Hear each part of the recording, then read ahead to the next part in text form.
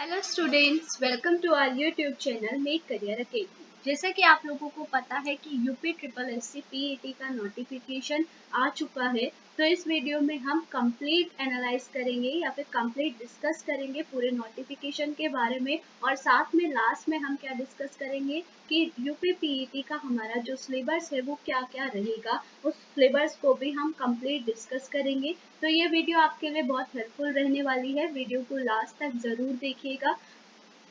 और अगर आप हमारे चैनल पर नए हैं तो प्लीज़ चैनल को सब्सक्राइब कर दीजिए एंड वीडियो को लाइक कमेंट एंड शेयर कर दीजिएगा। आपको पता होगा कि यूपी पीईटी का जो नोटिफिकेशन है वो 2023 के बाद अब आया है। ठीक है, 2023 के बाद अब आया है, तो इसमें कुछ चेंजेस भी हुए हैं। तो चलिए समझते हैं क्या क्या चेंजेस हुए हैं, कब एप्लीकेशन फॉर्म भरे जाएंगे, कब एंड होगा। तो इसमें लिखा हुआ है विज्ञापन के प्रकाशन की तिथि, यानी कि नोटिफिकेशन कब जारी किया गया है। कल की डेट में 2 मई 2025 को नोटिफिकेशन आया था। 14 मई 2025 को आपके जो एप्लीकेशन फॉर्म है वो भरे जाएंगे। 17 जून 2025 को एप्लीकेशन फॉर्म सबमिट करने की लास्ट तिथि है, लेकिन आप जो फीस है और आप अब इसमें जो चेंजेस है वो 24 जून 2025 तक कर सकेंगे। यही सब इस पैराग्राफ में लिखा हुआ है। नेक्स्ट, आवेदन शुल्क यानी कि फीस कितनी रहेगी। तो अगर आप जनरल कैटेगरी से बिलोंग करते हैं तो आपकी फीस जो है 185 रहेगी। ओबीसी की भी 185 रहेगी। एससी और एसटी की जो फीस है वो 95 रुपीज़ रहेगी। और अगर कोई डिसेबल व्यक्ति है तो उसकी फीस हमारी कितने रुपए रहेगी, 25 रुपये उसकी फीस रहेगी।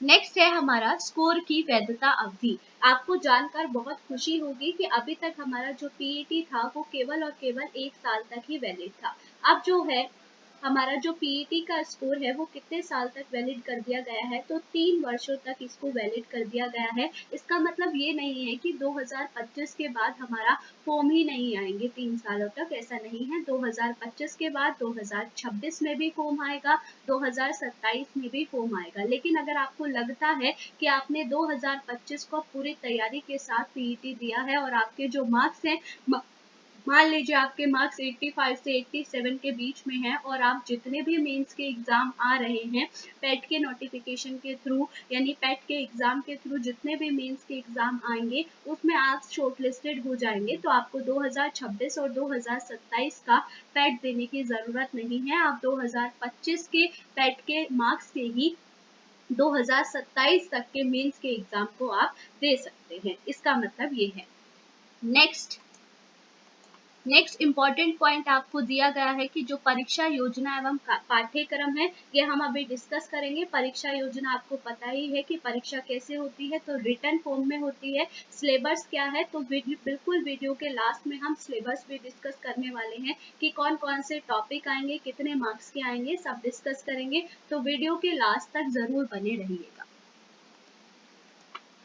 नेक्स्ट, परीक्षा का कार्यक्रम। तो परीक्षा का जो कार्यक्रम है वो अभी नहीं दिया गया, केवल आपको एप्लीकेशन फॉर्म बताया गया है कि कब आएंगे और कब उसकी लास्ट डेट है, लेकिन ये नहीं बताया गया है कि एग्जाम डेट का क्या रहेगी। आपको कहा गया है कि जब भी एग्जाम डेट के बारे में जो भी सूचना दी जाएगी वो ऑफिशियल वेबसाइट में आपको मिल जाएगी, लेकिन आपके नोटिफिकेशन एंड होने के बाद 2 से 3 महीने के अंदर अंदर आपका जो एग्जाम है वो एग्जाम आपका हो जाएगा। तो मे भी बहुत ज़्यादा चांसेस है कि आपका जो पेट का एग्ज़ाम है वो सितंबर मंथ में हो जाएगा। तो अगर आपने अभी तक भी अपनी तैयारी स्टार्ट नहीं करी है तो आप अपनी तैयारी जो है अकॉर्डिंग टू सिलेबस स्टार्ट कर दीजिएगा। नेक्स्ट है लिखित परीक्षा के संबंध में विशेष नोट क्या दिया गया है। तो अगर आपको पता ही है कि यूपी की पॉपुलेशन बहुत ज़्यादा है, तो बहुत सारे जो फॉर्म है वो आवेदन पत्रों की संख्या बहुत ज़्यादा अधिक होती है, इसलिए एक ही पाली में यानी एक ही शिफ्ट में पेपर कराना सुविधाजनक नहीं है। तो पेपर जो है एक से अधिक शिफ्ट में होगा, और जब एक से अधिक शिफ्ट में पेपर आयोजित होगा तो नॉर्मलाइजेशन जो है वो किया जाएगा, यहाँ पर ये बताया गया है।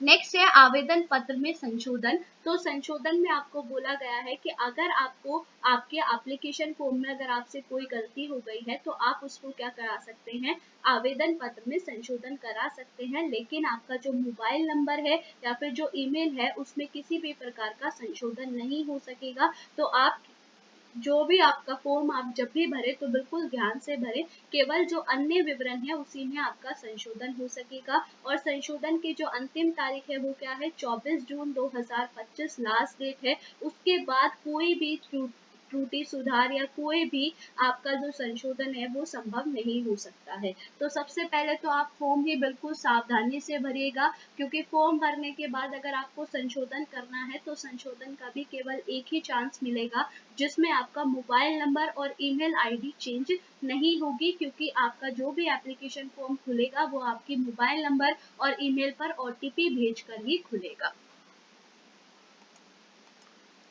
नेक्स्ट है आपका शैक्षिक अर्हता, यानी कि आपकी एजुकेशन एलिजिबिलिटी क्या होनी चाहिए। तो सिंपल आपका हाई स्कूल होना चाहिए, यानी कि आपने 10th का एग्जाम पास कर लिया हो। और आगे ये भी कहा गया है कि अंतिम तिथि आने से पूर्व अगर आपका हाई स्कूल का रिजल्ट आ जाता है तो आप भी उसमें आवेदन कर सकते हैं।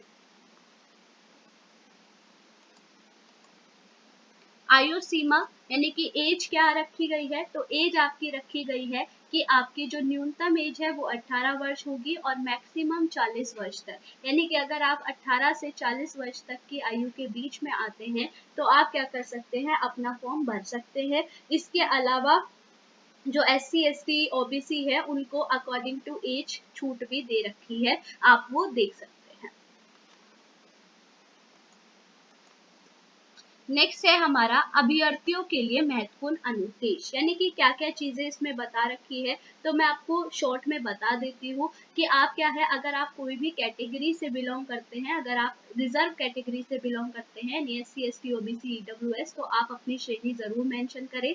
और यहाँ पर ये लिखा गया है कि अगर आप डीबार हो जाएंगे तो अंतिम फैसला किसका होगा, आयोग का ही होगा। नेक्स्ट इन्होंने बोला है कि जो आपकी हाई स्कूल में जन्म तिथि दे रखी होगी वही आपकी मान्य होगी, उसके अलावा कोई भी आपकी जन्म तिथि मान्य नहीं करी जाएगी।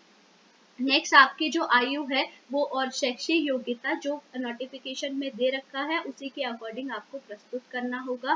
नेक्स्ट बोला गया है कि आपने जो आपकी जो परीक्षा तिथि होगी, समय होगा या फिर जो भी केंद्र होगा, जो भी आयोग के द्वारा आपको दिया जाएगा उसी आवंटित परीक्षा केंद्र पर जाकर आपको परीक्षा देनी होगी। ये नहीं कि आप उसको चेंज कराना चाहते हैं तो वो चेंज नहीं होगा। नेक्स्ट इतने सारे जो पॉइंट्स है सब में ये दे रखा है कि अगर आपने कोई भी, यानी कि जैसे आपको न्यूनतम शैक्षिक योग्यता हाई स्कूल है और आप 8th क्लास के आपने फॉर्म भर दिया, बाद में ये पता चल गया तो आप क्या हो जाएंगे, डी बार हो जाएंगे। नेक्स्ट इसमें भी यही बोला है कि अगर आपने कोई गलत तथ्य इसमें भर दिया, ठीक है, तो आप क्या हो जाएंगे, डी बार हो जाएंगे। नेक्स्ट उन्होंने बोला है कि दी गई सूचनाओं के आधार पर लिखित परीक्षा में प्रवेश दिया जाएगा, लेकिन अगर बाद में पता चला कि आपकी ने जो सूचना दे रखी है वो गलत सूचना है तो आपको क्या दे दिया जाएगा, परीक्षा से डी बार कर दिया जाएगा। इससे अगला बोला गया है कि अगर आप परीक्षा में कोई नकल करते हुए या कोई भी अनुशासन का पालन ना करते हुए पाए गए तो आयोग आपको डी बार कर सकता है।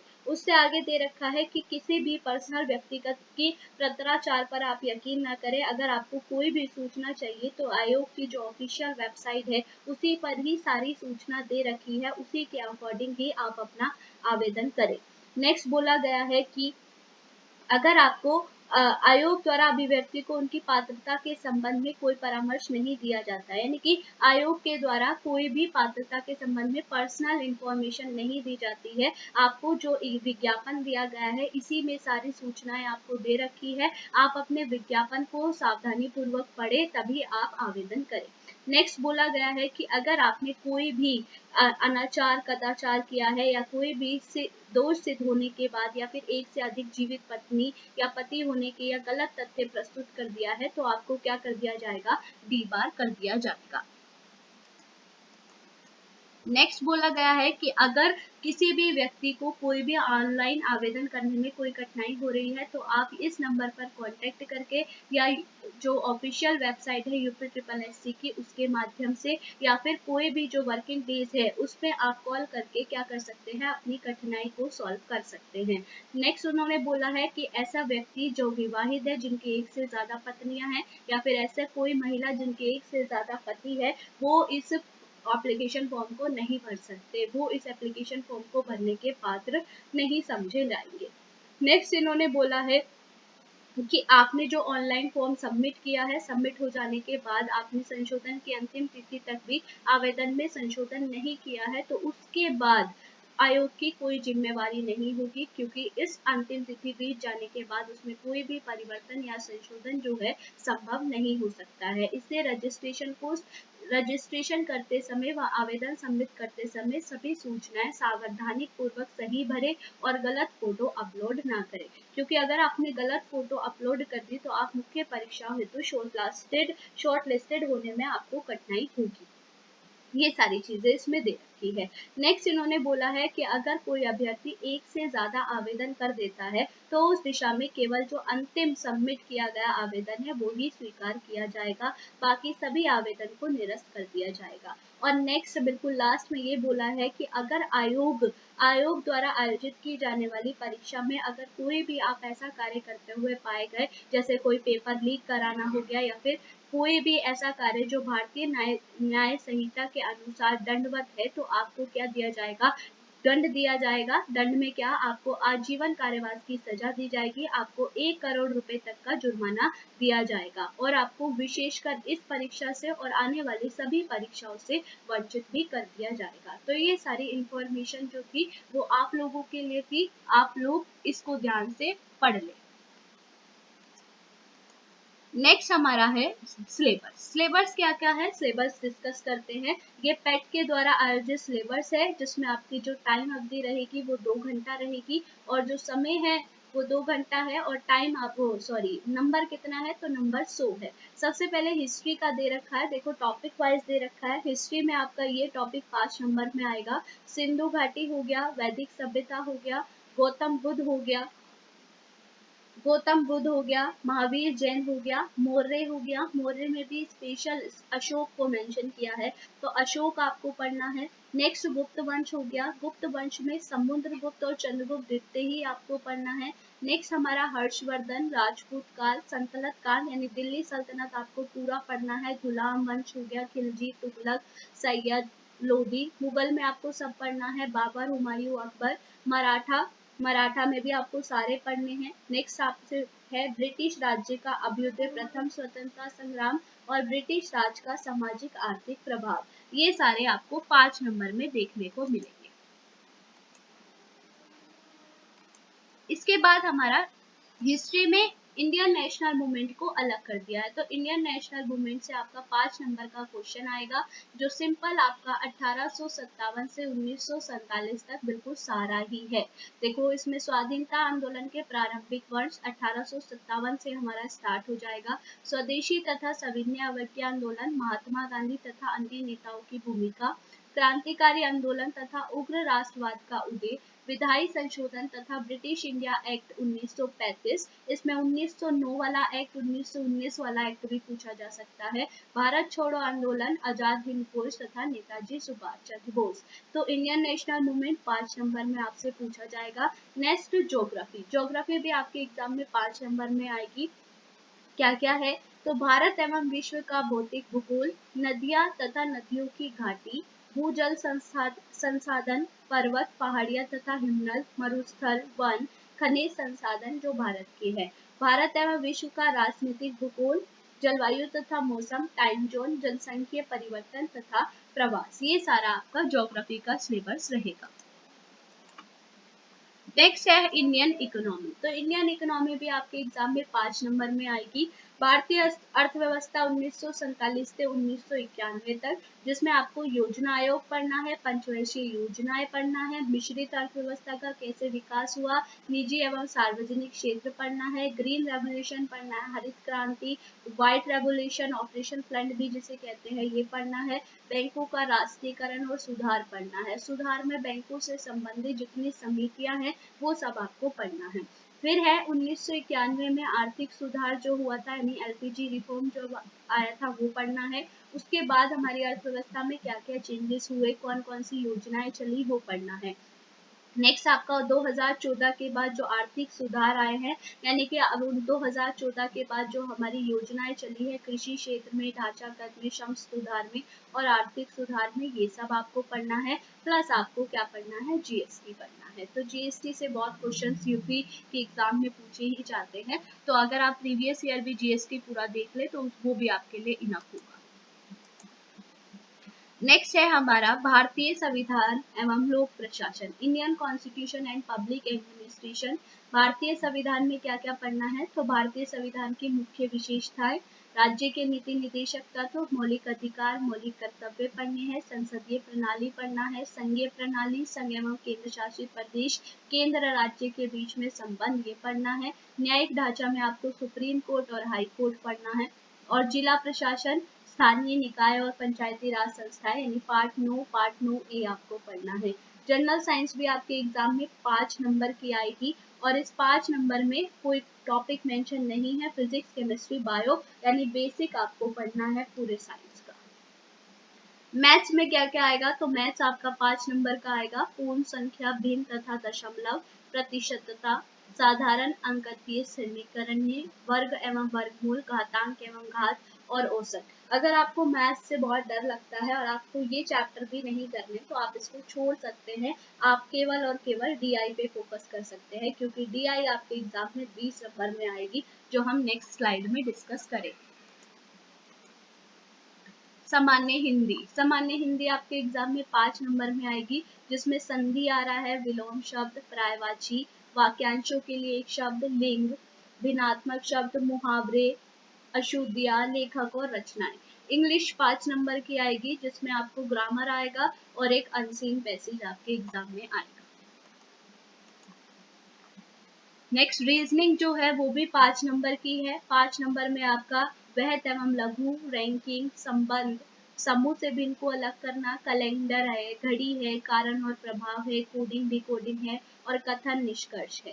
फिर करंट अफेयर्स आपके एग्जाम में 10 नंबर में पूछी जाएगी। जनरल अवेयरनेस, सामान्य जागरूकता जो है वो भी 10 नंबर में, जिसे हम स्टैटिक जीके भी कह सकते हैं, यहाँ से 10 नंबर से पूछा जाएगा। भारत के पड़ोसी देश, राजधानी एवं मुद्रा, भारत के राज्य और केंद्र शासित प्रदेश, भारतीय संसद, राज्यसभा, लोकसभा, विधानसभा, विधान परिषद, राष्ट्रीय एवं अंतर्राष्ट्रीय दिवस, डेज आपसे पूछे जा सकते हैं। अंतर्राष्ट्रीय संगठन, उनके मुख्यालय, जैसे UNO, UNESCO, UNICEF, ILO, WHO, ये सब। भारतीय पर्यटन स्थल, जो भी घूमने की जगह है, वहां से क्वेश्चन आपसे पूछे जा सकते हैं। फिर इसके बाद भारत की कला एवं संस्कृति, आर्ट और कल्चर से भी क्वेश्चन आते ही हैं। भारत एवं विश्व के खेल, यानी कि स्पोर्ट्स से आपके क्वेश्चन आएंगे। नेक्स्ट कुछ टॉपिक्स और है, जैसे हमारा हो गया भारतीय अनुसंधान संगठन, जैसे हमारा हो गया अनुसंधान संगठन में हमारा आलू संगठन कहाँ पर है, ठीक है, गन्ना संगठन हमारा कहाँ पर है, ठीक, धान संगठन कहाँ पर है, ऐसे, राष्ट्रीय डेयरी संगठन बोर्ड कहाँ पर है, ऐसे क्वेश्चन। प्रसिद्ध पुस्तकें और लेखक जो है वो पूछे जाएंगे आपसे, अवार्ड्स और विजेता पूछे जाएंगे, जलवायु परिवर्तन और पर्यावरण के बारे में आपसे पूछा जाएगा। अपठित हिंदी गद्यांश, यानी कि हिंदी का जो गद्यांश है वो 10 नंबर में आएगा, जिसमें आपके 2 गद्यांश हो गए। फिर इसके बाद ग्राफ की व्याख्या एवं विश्लेषण, ये भी 10 नंबर में है, जिसमें 2 ग्राफ है और तालिका, यानी कि एक तो आपको बार ग्राफ के फॉर्म में मिल सकता है जो 2 मिलेंगे, और एक आपको टेबल फॉर्म में मिलेगा, ये भी आपके 10 नंबर के हैं। डिफिकल्टी लेवल आपका क्या रहेगा, तो एनसीईआरटी द्वारा निर्धारित सेकेंडरी और सीनियर सेकेंडरी स्तर का डिफिकल्टी लेवल रहेगा। एमसीक्यू फॉर्मेट पे आपके क्वेश्चंस रहेंगे, और अगर आपने कोई गलत क्वेश्चन कर दिया है तो उसका 1/4 यानी 25% मार्क्स आपका कट जाएगा, जिसे 0.25 भी आप कह सकते हैं, ये मार्क्स आपका कट जाएगा। तो ये था आपका ओवरऑल नोटिफिकेशन और प्लस सिलेबस। तो ये वीडियो आपके लिए बहुत हेल्पफुल रहने वाली है, तो इस वीडियो को लाइक कीजिए, कमेंट कीजिए एंड चैनल को सब्सक्राइब कीजिए। मिलते हैं नेक्स्ट वीडियो में, बाय बाय।